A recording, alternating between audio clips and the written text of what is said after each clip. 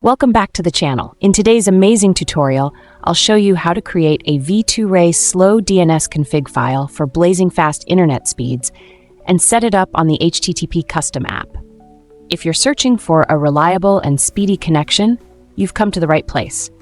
But before we dive in, make sure to like, subscribe, and share this video. Now let's get started. First, open your web browser and type 125tech online into the search bar. Hit enter and look for the official 125tech website in the search results. Click on it to proceed. Once you're on the home page, locate the menu button, usually at the top corner. Click on it to reveal a list of options. From the menu, select Slow DNS Config, and then choose V2Ray Slow DNS Config from the drop-down. After making your selection, you'll see a list of HTTP custom V2Ray slow DNS config files. Select the latest one and click the download button. The file will download to your device in just a few seconds. Next, make sure you have the latest version of the HTTP Custom VPN app. Open the Play Store, search for HTTP Custom, and install it. Once installed, open the app to its home page.